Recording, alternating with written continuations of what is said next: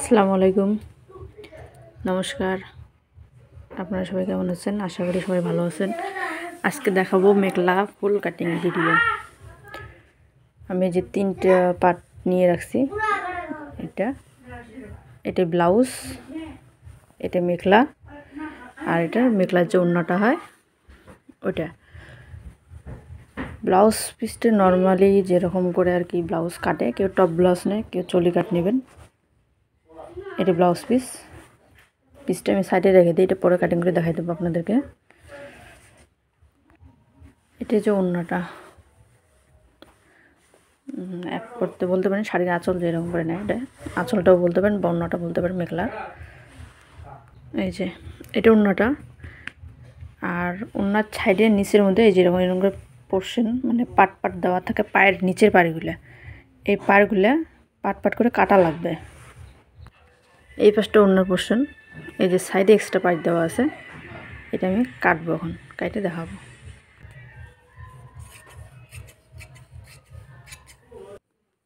তাহলে এই যে ওড়নার সাইডের পার্টটা আমি কাটিং করে নিছি। এগুলো মাপটা দেওয়াই থাকে, মাঝখানে এক্সট্রা কাপড় থাকে, ওই মাঝখান দিয়ে কাটিয়ে নেওয়া লাগে। কাটিং আমার কমপ্লিট হয়ে গেছে।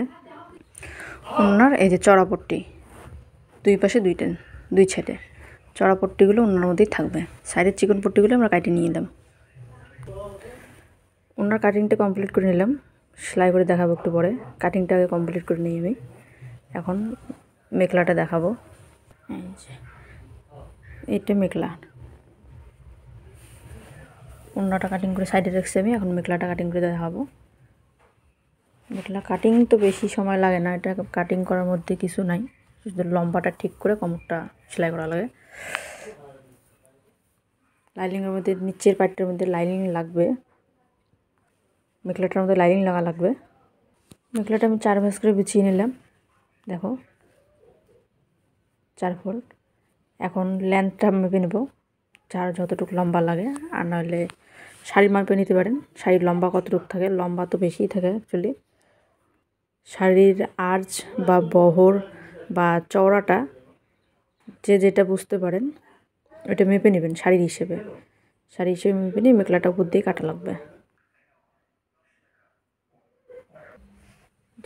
আমি লম্বা হিসেবে মাপটা নিয়ে নিলাম, একটু মার্জিন রাখছি, কোমরের সাইডে একটু ফোল্ড করা লাগবে, মোটামুটি 1 ইঞ্চি মতো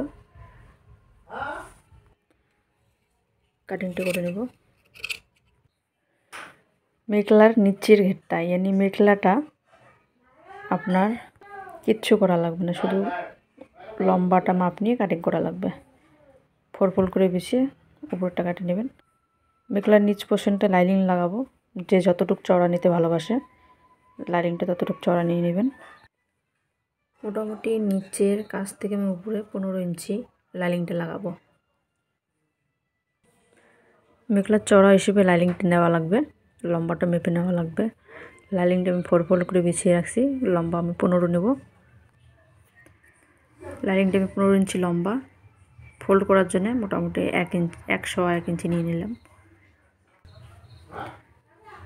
লাইনিংটা কাটিং কমপ্লিট, আমি সেলাই করে দেখাবো কীরকম করে মেখলার মধ্যে লাইনিংটা লাগবে। এখন আমি ওড়নাটা প্রথমে সেলাই করে দেখাবো। ফাইনালি আসলাম, মেশিনে বসলাম, বসে এখন ওড়নাটা সেলাই করে দেখাবো। প্রথমে পাড়গুলো আমি সবগুলো জয়েন করে নিয়েছি, একটা পাড় দেখাই দেবো আপনাদেরকে, এরকম করে জয়েন করলাম। এই যে এটা এরকম আগে মাঝখানে সেলাই দিয়ে দেবো। এই যে সেলাইটা আমি দিয়ে দিছি, সেলাইটা কোনা করে করলে ভালো হয়। নিচটা কেটে নেব।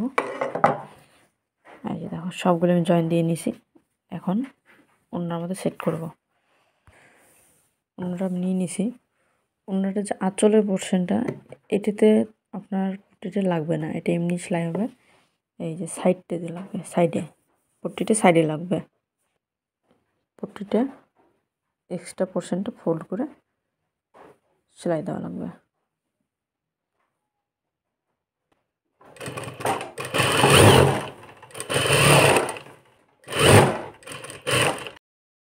পাইটটা লাগা কমপ্লিট হয়ে গেছে, দুই পাশে লাগিয়ে নিছি। সাইডটা পিকো মেশিন থাকলে পিকো করে নেবেন, নাহলে মেশিন সেলাই যথেষ্ট। আমি মেশিন সেলাই করে নিতেছি।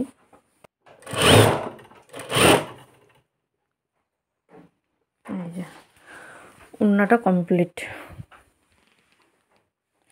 সাইডে পট্টিটি লাগাইছি, নিচের পোর্শনটা মেশিন সেলাই দিয়ে দিয়েছি। ওড়নাটা আমাদের রেডি হয়ে গেছে, এখন নিচের মেখলাটা রেডি করব।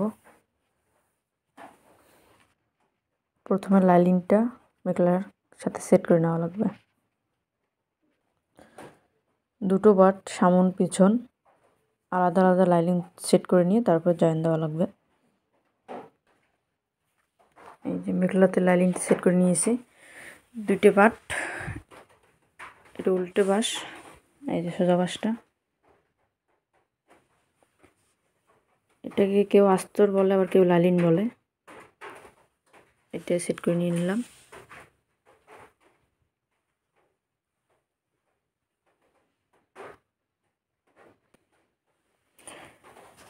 এটা একটার উপর আরেকটা রাখবো, রেখে সাইডটা বন্ধ করে দেবো। এই যে সাইডটা সেলাই করে দেবো।